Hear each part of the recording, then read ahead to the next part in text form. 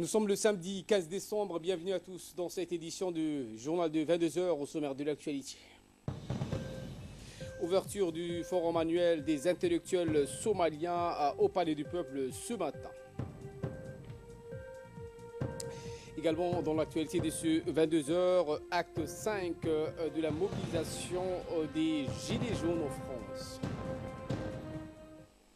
Voilà pour le sommaire. Bienvenue sur Télé Djibouti. Le président de la République, Ismaël Omar Guelleh, a adressé aujourd'hui un message de condoléances au Premier ministre éthiopien Abiy Ahmed Ali suite au décès survenu aujourd'hui de l'ancien président éthiopien Girma Wildeboe. Dans son message, le président Guelleh a fait état de sa compassion et solidarité avec le peuple et le gouvernement éthiopien dans l'épreuve terrible de la perte de l'illustre dirigeant. Les Djiboutiens se joignent tous à moi pour exprimer leur sympathie et amitié au peuple frère éthiopien, a-t-il écrit. À Djibouti, nous sommes d'autant plus peinés par la disparition de feu Girma Wildeboe qu'il a beaucoup contribué à l'intégration économique de nos deux pays, a poursuivi le chef de l'État djiboutien. Il restera longtemps gravé dans la mémoire des peuples de la région pour avoir toujours œuvré en faveur de la paix et de la cohabitation pacifique des communautés, a par ailleurs souligné le président Ismaël Omar Guelleh, qui a demandé que ces condoléances attristées soient étendues à la famille, aux proches et amis du défunt ancien dirigeant, ainsi qu'à l'ensemble du peuple frère d'Éthiopie. A noter qu'un message similaire a également été envoyé à la présidente de la République démocratique et fédérale d'Éthiopie, Mme Salih Work Zewde. Autre message, le président de la République a adressé un message de félicitations cette fois à son homologue kenyan, Uhuru Kenyatta, dont le pays célèbre l'anniversaire de sa fête nationale. Dans son message, le président de la République a formé de vœux de santé et de bonheur à M. Uhuru Kenyatta, ainsi que davantage de progrès, de développement et de prospérité au peuple ami kenyan.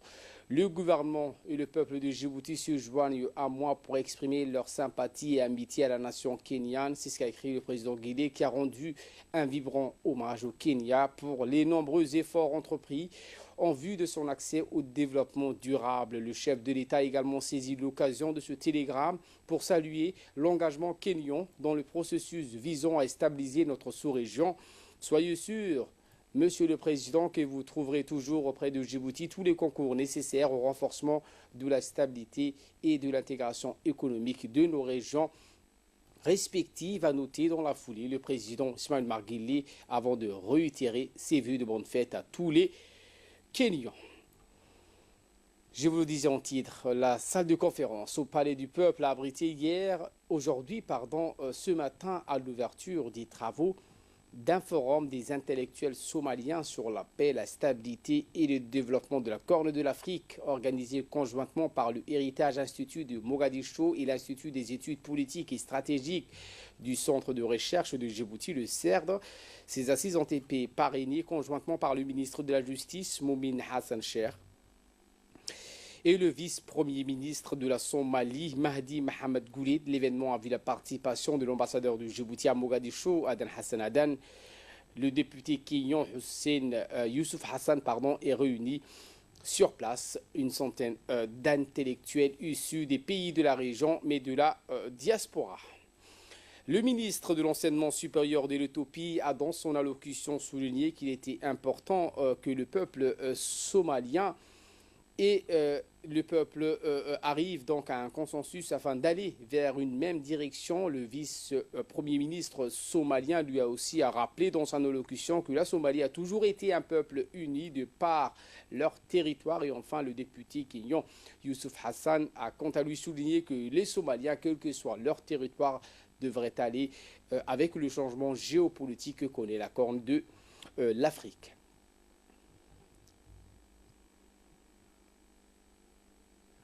Du côté djiboutien, ces assises ont été parrainées par le ministre de la Justice, Momin Ahmed Sheikh, que je vous propose de suivre donc ses propos. Que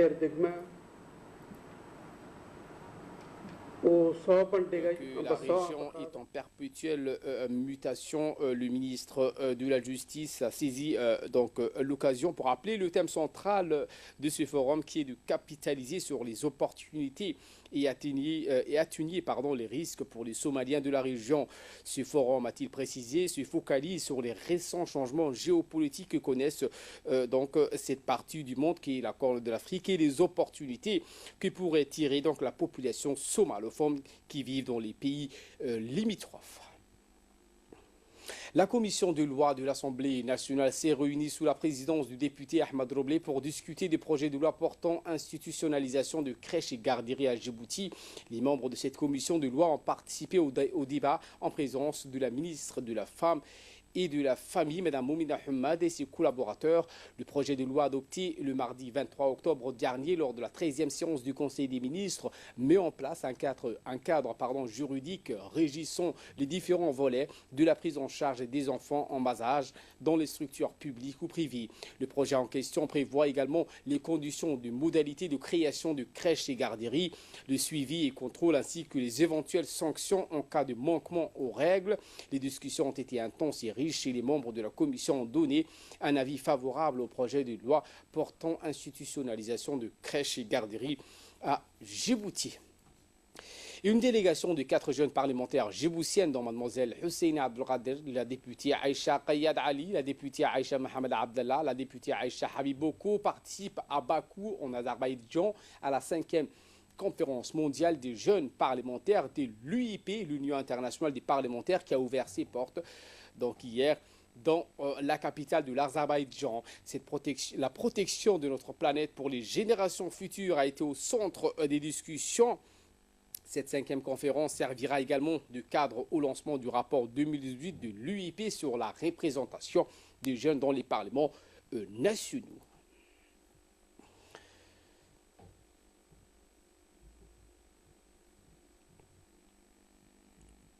Je vous emmène en Turquie où l'ambassadeur de Djibouti en Turquie, Adan Hussein Abdillah, a signé aujourd'hui avec le directeur général du ministère des Finances et du Trésor de la Turquie, Kemal Emirgan, une convention de financement additionnel de 6,5 millions d'euros relative à la construction du barrage de Wea.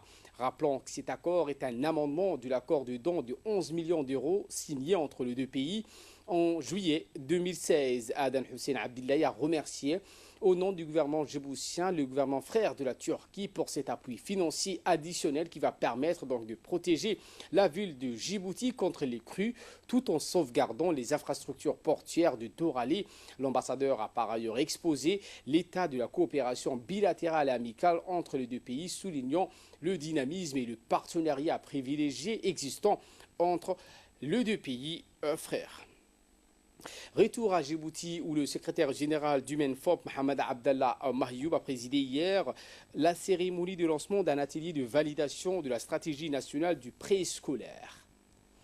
L'événement qui s'est déroulé au centre de formation des enseignants de l'enseignement fondamental a vu la participation de hauts cadres du MENFOP et d'autres départements ministériels, mais aussi des partenaires et des représentants de la société civile, ainsi que des responsables d'établissements scolaires du privé.